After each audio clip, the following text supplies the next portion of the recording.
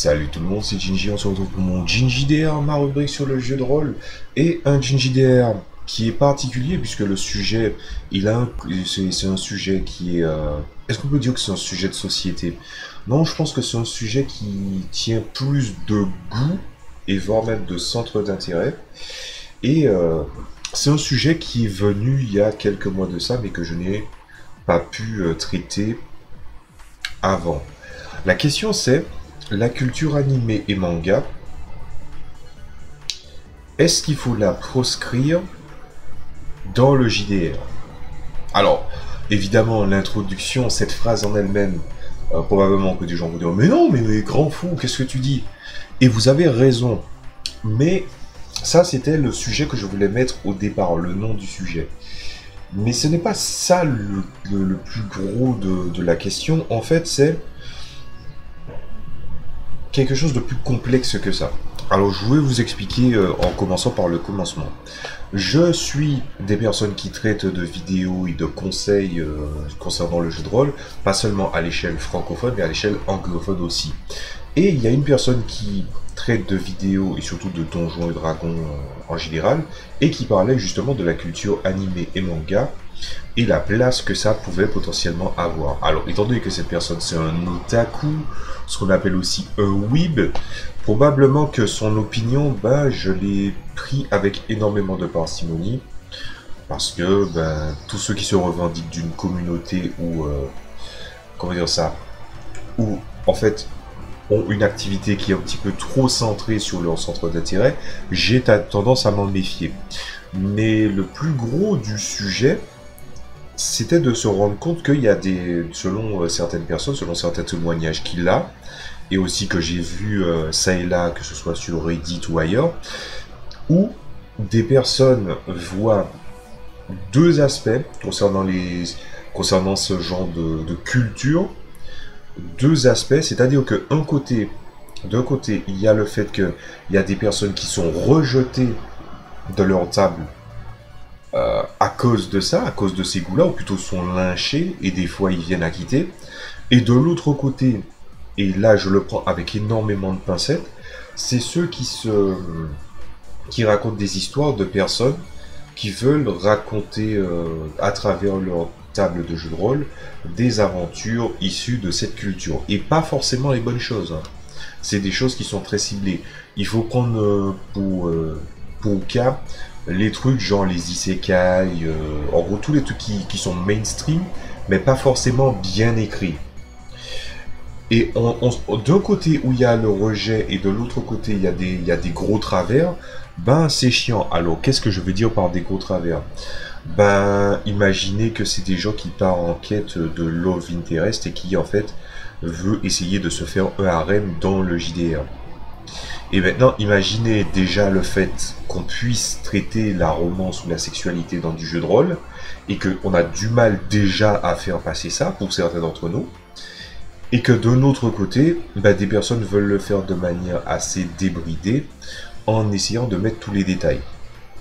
Alors, est-ce que c'est la culture animée manga qui est le problème? Je ne pense pas. Je pense que c'est certaines choses qui sont devenues mainstream, très mises en avant, et comme je l'ai dit mal écrit, qui ont commencé à vraiment prendre le pas.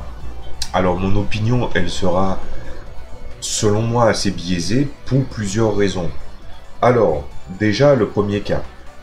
Le premier univers, et la plupart des univers que j'écris et que j'adaptais en JDR, étaient de base des univers de manga. J'ai déjà expliqué ça un petit peu dans mon origine un petit peu rôlistique et artistique, ou le fait que justement j'étais quelqu'un qui écrivait beaucoup de scénarios de manga à une époque où quand j'avais 10-11 ans, je me rendais compte que ce que je consommais en matière d'anime ou de manga, en tout cas les trucs à cette époque-là qui étaient récents pour cette époque-là, c'était pas si terrible que ça. Et de l'autre côté, il y a aussi le fait que j'ai remarqué quelque chose de général, c'est que quand tu veux faire adapter du JDR en manga, c'est pas plutôt des mangas en JDR, c'est l'inverse. quand tu dois adapter du manga en JDR, c'est très compliqué si l'univers est mal branlé. Un univers de manga se doit d'être codifié et d'éviter les potentiels Deus Ex Machina, choses qui peuvent arriver assez souvent dans ce genre de scénario-là qui ne sont pas réfléchis. Ou encore le El Famoso, oui, tu es le mec de la prophétie qu'on n'avait pas vu anticiper, alors qu'en fait tu es quelqu'un qui dit que tu te battais avec le fait qu'on ne t'a rien donné et que tu n'es capable de rien. Vous voyez un petit peu où je veux en venir. Il y a pas mal d'autres aspects aussi, c'est-à-dire que j'ai aussi eu des cas de personnes qui étaient issues de cette culture, et comme je l'ai dit, je suis un anticommunautariste de base, et on parle, quand je dis anticommunautariste, c'est toutes les communautés, que ce soit des strates de société, des strates de centres d'intérêt, des strates ethniques, raciaux, ce genre de choses-là. Je suis un anticommunautariste. Et en plus, la culture otaku, alors j'adore les animés, j'adore les mangas, mais je déteste la culture otaku. Et d'ailleurs, je pourrais même rajouter un truc qui va peut-être vous montrer à quel point vraiment je suis biaisé dans l'avis que je vais donner. C'est le fait que, par exemple, je déteste les produits dérivés, les goodies. Ça a l'air bête comme ça. Je sais pas si vous avez déjà vu des gens qui n'aiment pas les goodies, mais quand on me dit par exemple oui, je crois que j'avais déjà entendu, on m'avait déjà sorti ça sur le forum, oui, il y a des gens pour être fan de Gundam, en fait au minimum faut assembler, il faut non seulement connaître les séries, mais aussi assembler des Gunpla et avoir des Gunpla explosés. C'est énormément de conneries. Je suis sûr qu'il y a des gens qui aiment aussi ce genre de choses. Ils disent, mais putain, mais qu'est-ce qu'on t'a dit comme connerie en fait? Voilà, on est en plein dedans. Donc il y a aussi ce rapport où euh, la culture, on considère que tu as de la culture de certaines choses qu'à la condition que tu consommes de manière financière cette chose-là. C'est débile. Ça n'a aucun sens. Donc maintenant que tous les trucs qui pourraient biaiser mon avis sont pris en compte, au-delà de ce problème-là, je m'étais rendu compte que ce sujet-là, on pouvait l'étendre à beaucoup plus gros que ça. Ça a l'air d'être une introduction de 7 minutes, mais il faut bien que vous compreniez ce que j'essaie de dire. Je pense que le problème n'est pas tant cette culture, même s'il y a énormément de choses qui sont voulues être reprises et des choses assez lubriques, si vous me permettez d'émettre un jugement là-dessus. Mais il y a encore un autre aspect qui est le fait que les gens, la plupart du temps quand ils s'expriment, pas tout le monde, mais il y a des gens qui ne vivent que par le biais de leur centre d'intérêt. Et c'est un sujet que dont j'avais déjà discuté récemment avec mon frère il y a déjà plus d'un mois de ça au moins. Et je lui ai dit, mec, je ne pense pas, j'ai un gros problème avec les gens de certaines cultures, justement je parlais de la culture de l'otaku, parce que par extension, je ne supporte pas les gens qui ne vivent que par le prisme de leur centre d'intérêt et qui voient tout par le prisme de leur centre d'intérêt. À ce moment-là, il m'a demandé d'expliciter. Et comme souvent quand j'ai un avis, bah, il est assez punchy, percutant, j'ai expliqué justement la raison à cela. Alors, s'il faut prendre une métaphore, moi je prendrais la métaphore du fromage à l'américaine, là. L'espèce de fromage qu'on met partout. Ce que j'expliquais, en gros, c'est que le centre d'intérêt, on en a tous.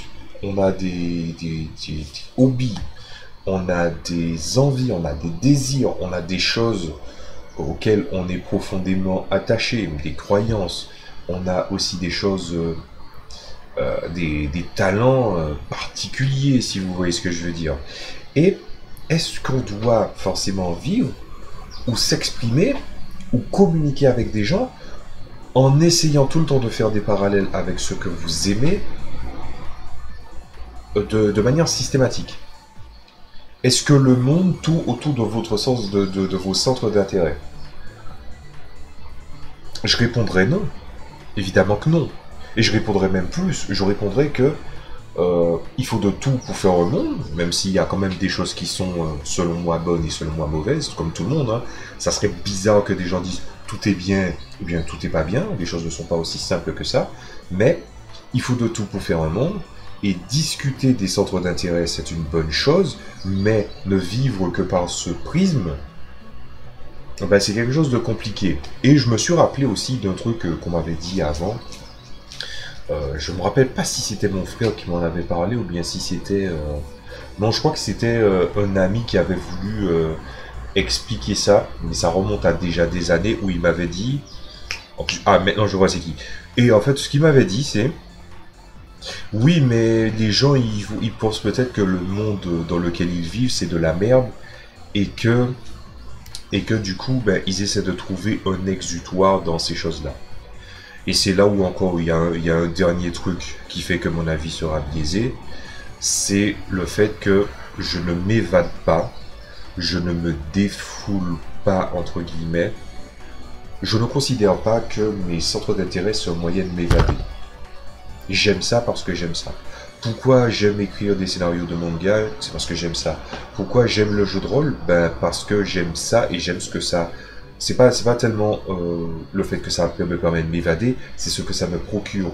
La capacité créative, la capacité de permettre aux gens aussi d'être exposés, d'interpréter peut-être des personnages, mais aussi en même temps de pouvoir montrer leur capacité à eux-mêmes à essayer de prendre en main l'univers qu'ils sont en train de jouer pour essayer de raconter des bonnes histoires. Chose qui galère un peu ces temps-ci. J'aime le fait que tu peux essayer de réfléchir à un univers ou à une idée et essayer de l'exécuter en forme de jeu de rôle. J'aime bien aussi le fait de réfléchir autour des différents médias, que ce soit jeu plateau, jeu de rôle, en gros tout ce qui concerne le domaine du jeu. Dès qu'il y a quelque chose qui est le domaine du jeu, depuis que je suis petit, je crée des jeux, j'invente des jeux. Et c'est des choses qui m'ont toujours suivi. Mais est-ce que c'est toute ma vie? Comme par exemple le côté artistique aussi, où je peins des figurines, je peins des toiles, j'ai pas mal de choses à disposition, j'ai même une toile en attente là, qui est en train de me toiser là. Voilà. Oui, j'aime ces trucs-là, mais j'aime ces trucs-là pour ce que... C'est pas seulement pour ce que ça me procure, mais ce que ça a suscité comme émotion aussi. Donc en matière de consommation créative, artistique, il y a beaucoup de choses que j'aime, mais est-ce que ça veut dire que je vais vivre uniquement par ce regard-là? Ou est-ce que je considère que je vais m'en évader? Est-ce que j'ai quelque chose à fuir? Non, je pense que la réalité, elle est ce qu'elle est et que tu peux essayer d'enjoliver le monde, mais que je trouve qu'il y a vraiment un no point à vouloir en fait s'y échapper. Parce que s'y échapper est très très illusoire. Et c'est une leçon que j'ai d'autant plus appris pour ceux qui ont joué à des jeux de GBA et beaucoup de jeux de GBA. C'est tout le propos du jeu Final Fantasy Tactics Advance. C'est-à-dire que les gens étaient tous les personnages principaux étaient dans un monde et dans une condition qu'ils n'aimaient pas, et que en ouvrant cette espèce de grimoire magique qui les a amenés dans un autre monde, ben ça leur a permis de s'échapper. Où en fait il y a pas tout à fait de vrais morts qui pouvaient exécuter des missions, qui pouvaient s'acoquiner avec certaines personnes. Tu pouvais être finalement ce que tu voulais présenter de mieux et une espèce de volonté de table rase. Et d'ailleurs, si vous me permettez un petit parallèle, c'est pour ça que je déteste les isekai récents. Voilà. Le problème avec les isekai récents, c'est qu'on a toujours l'impression que les gens, ils se réincarnent en ce qu'ils veulent, en camion, en dragon, en slime, en bouffon, n'importe quoi. Mais que les personnages en eux-mêmes, je n'arrive pas à avoir de la sympathie pour eux, pour la simple et bonne raison qu'ils ont le moyen de le refaire leur vie, mais ils prennent tout ce qu'ils sont et ils ont des compétences ou des powers qui ne sont pas justifiées et ils s'en servent que pour leur intérêt avec le regard qu'ils avaient de leur vie d'avant alors qu'ils étaient des incapables. Vous voyez où je veux en venir ou pas? Et ça, c'est pour ça que je déteste vraiment les isekai par rapport à ça, et aussi le fait que ça coule sur les jeux de rôle, pas forcément toute une campagne, parce que ce genre de campagne, de ce que j'ai compris, ça tourne au coup très très vite, mais que des gens sont fans des isekai, et ils veulent avoir cette espèce de comportement lubrique de faire certains abus, en étant dans un autre monde qui n'a pas été prévu pour ça. Donc en prenant en compte tous ces éléments-là, on peut clairement dire que je suis pas trop pour ça. Et pour donner une expérience personnelle là-dessus, il y a un des joueurs qui était là de manière temporaire, qui voulait se proposer, et il était sur le banc d'essai. Voilà. Et le truc qui s'est passé, c'est que il ne savait même pas quel univers on allait jouer, ce qu'on allait y jouer et ce qu'on allait y faire. Je lui ai dit, on est dans un univers de fantasy. Direct, c'est ah, il y a des gobelins dans ton truc? Je lui ai dit oui. Ah oui, mais les gobelins, est-ce qu'ils ont moyen d'être un petit peu comme dans les mangas? J'ai dit non. Et c'était un non catégorique. Et c'est ça que j'essaie de montrer dans ces deux problèmes, c'est-à-dire le fait de vivre par le prisme des centres d'intérêt et en plus de ça, de vouloir les projeter dans le JDR. C'est que il était sur un banc d'essai pour voir quel genre de jeu de rôle et proposer une variété de jeux de rôle. À vrai dire, quand je fais des one-shots de JDR, c'est uniquement pour montrer à mes joueurs d'autres jeux de rôle, d'autres manières de jouer, d'autres manières d'aborder le jeu de rôle, d'autres manières d'aborder aussi la condition du contexte d'interprétation de personnages. C'est pour toutes ces choses-là que j'ai fait des one-shots à la base. Et vouloir montrer des univers avec telle esthétique ou telle approche, c'est parce que c'est pour permettre aux joueurs de voir qu'est-ce que ça veut dire de voir avec cette esthétique-là, ce canon esthétique-là. Et le problème, c'est que la personne est à peine arrivée, il veut, dans cette métaphore que je voulais faire, il veut mettre son fromage industriel sur ta recette. Alors qu'il n'a même pas goûté. Et j'ai dit non. Après, je me suis posé énormément de questions depuis. Est-ce que j'aurais dû autoriser ou pas? Et je me suis rendu compte que non, j'aurais jamais dû. Enfin, j'aurais jamais dû accepter, ou plutôt, je n'aurais jamais été en position d'accepter, et je n'aurais jamais dû envisager la possibilité d'accepter ou pas. J'ai refusé, mais je me suis dit, est-ce que j'ai pas fait une connerie? Je me suis dit, non, j'aurais pas pu faire cette connerie.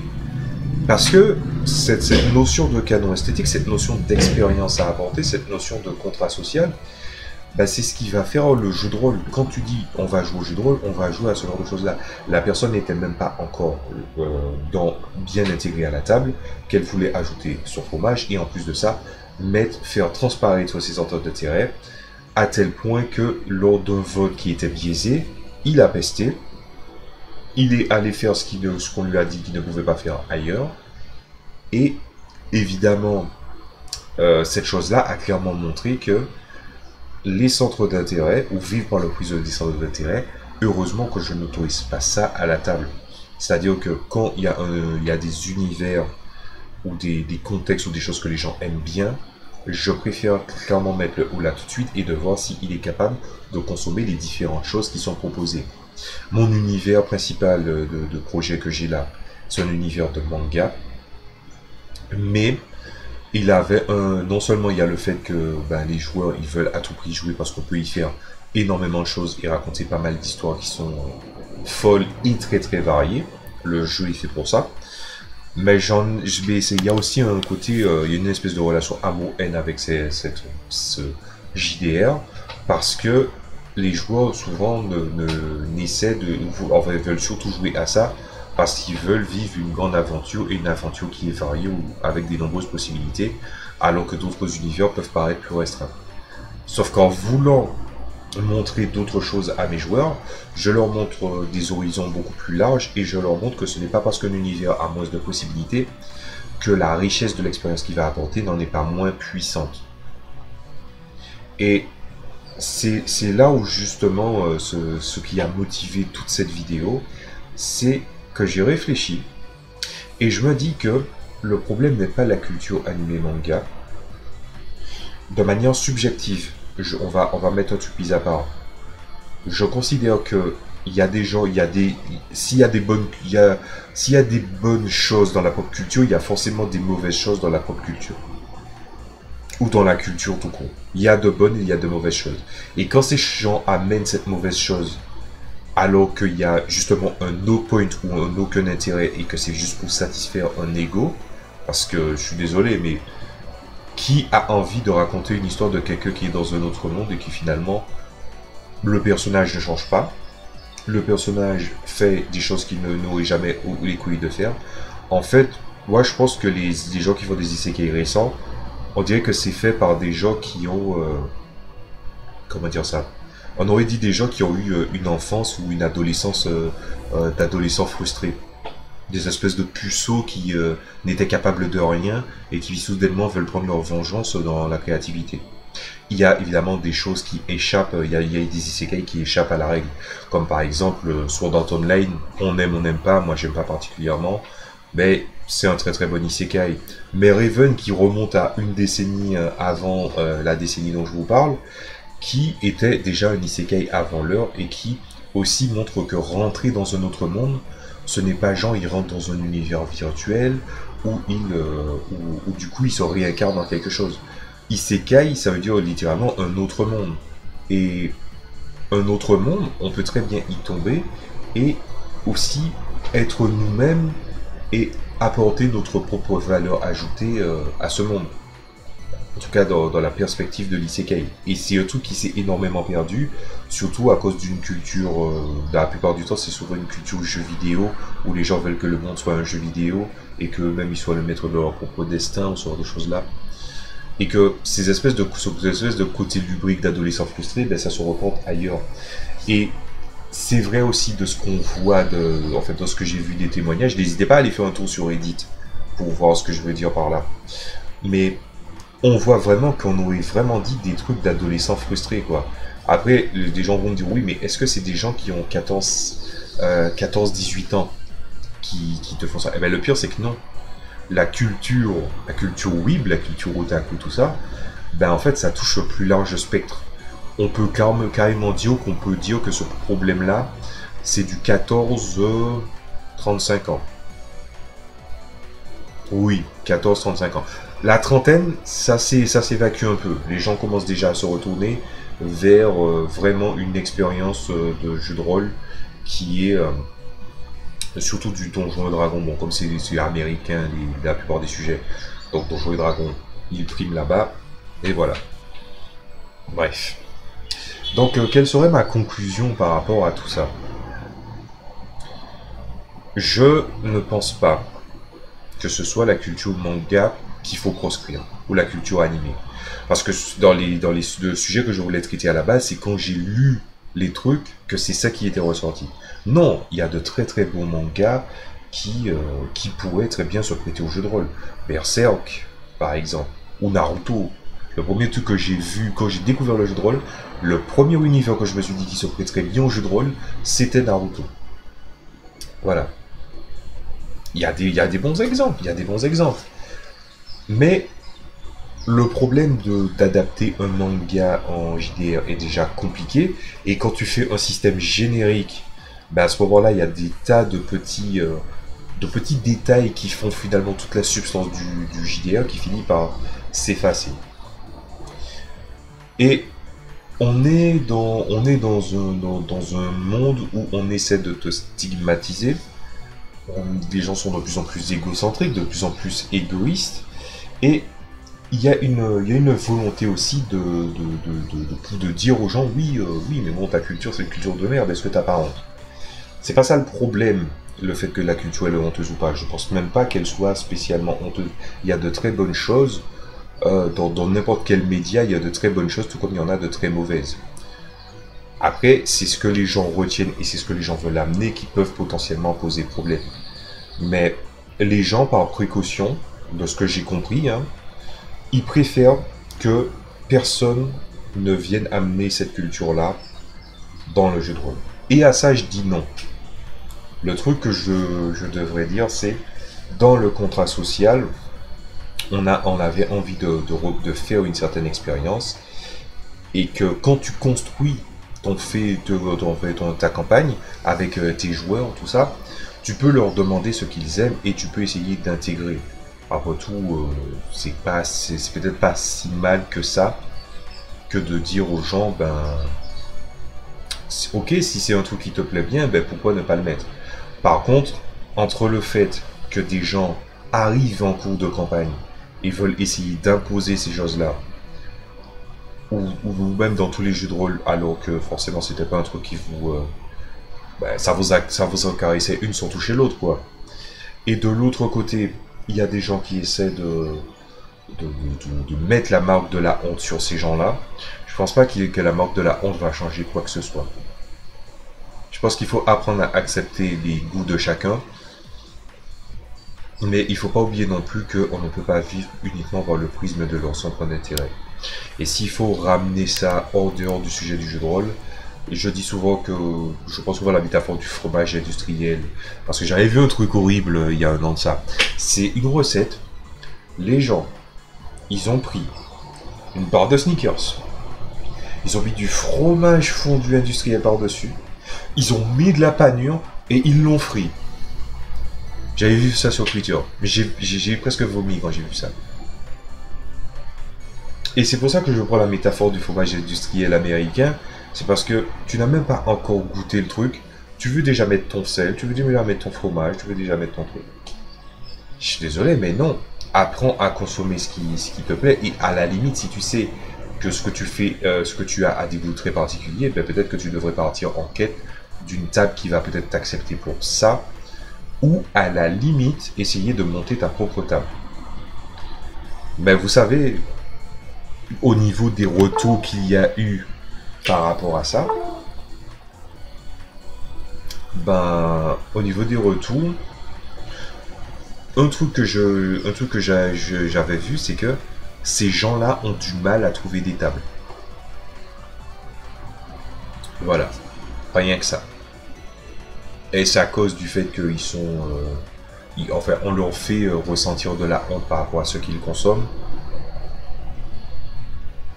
Je pense que ça a un poids. Mais je pense que c'est surtout le fait qu'ils veulent tout le temps projeter ce qu'ils aiment et que les univers ne se prêtent pas tout le temps à ça, que c'est à cause de ça. Cette conclusion a l'air très brouillon, mais ce que juste c'est de dire par là, et si jamais je devrais faire une synthèse très très forte, c'est n'essayez pas de faire les gens susciter de la honte vis-à-vis de ce qu'ils aiment. Il y a des choses que vous aimez et qui ne sont pas très estimées. C'est juste que vous vous êtes pas rendu compte ou que vous ne prenez pas la peine d'en parler. Et les gens qui parlent, qui vivent uniquement par leur prisme de centre d'intérêt, je sais que le monde il est sale, et ça c'est très facile pour moi de dire ça. Comme je l'ai dit, je vais pas, je ne fais pas, je pratique pas tel ou tel truc au nom de s'évacuer ou de m'évader ou ce genre de choses là. D'ailleurs, encore maintenant, et je le dis souvent dans des vidéos, je l'ai dit assez récemment, et assez souvent, j'entends souvent des gens dire oui, mais c'est pour, oui, mais des gens font ça pour s'évader. Et je leur dis, s'évader de quoi? Et est-ce qu'ils pensent vraiment qu'ils s'évadent en faisant ça? Je n'ai jamais de réponse. Le monde, il est pas beau, hein. Je ne dirai jamais le contraire. Par contre, à un moment, il faudrait peut-être envisager le fait que quelque chose peut te procurer du plaisir sans te faire oublier finalement la nature des choses.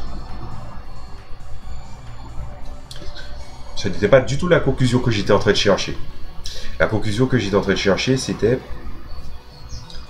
vous pouvez aimer ce que vous voulez, mais quand vous faites du jeu de rôle, quand vous arrivez à une table, ce n'est pas votre but, ce ne sera pas de la changer. Déjà, je pense que c'est très important parce que la table, il y a eu une dynamique avant vous, et il y aura probablement une dynamique après vous si vous continuez à faire chier.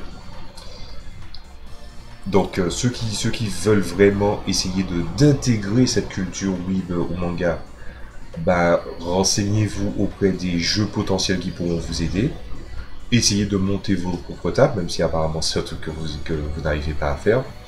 Et si jamais vous intégrez une table, ben, essayez d'accepter les choses qui vous sont mises sous le nez avant de vouloir les changer. Et quant aux gens qui voient ce genre de choses-là arriver, que des gens veulent mettre des trucs de la culture web, manga, tout ça, bah essayez d'être plus tolérant. Parce que le jeu de rôle, c'est aussi une notion de sécurité émotionnelle. Et je pense que il n'y a rien de pire pour ébranler la sécurité émotionnelle de quelqu'un que de tourner au ridicule ce qu'il aime. C'est pour ça que je pense que dans certains jeux de rôle, d'ailleurs, tourner en ridicule quelque chose, il faut vraiment y réfléchir à deux fois. C'est pour ça qu'il y a même des jeux de rôle qui te disent tu n'as pas le droit de tourner en ridicule un personnage. Sauf si la situation en elle-même est déjà ridicule, évidemment. Voilà. Alors, j'ai pas l'impression d'avoir exploré un gros sujet, mais en même temps, c'était pas un si gros sujet que ça, même en ayant fait 30 minutes. Je trouve que c'était là. C'était. Je pense que ce sujet est aussi superficiel que les gens qui sont à l'origine de ce sujet. C'est-à-dire les deux acteurs, c'est-à-dire les gens qui ne vivent que par le prisme de leur centre d'intérêt et les autres gens qui fait ressentir l'autre côté honteux pour ce qu'ils aiment. Je pense que chacun doit mettre de l'eau dans son vin et c'est tout. J'aurais peut-être faire une conclusion aussi simple que ça.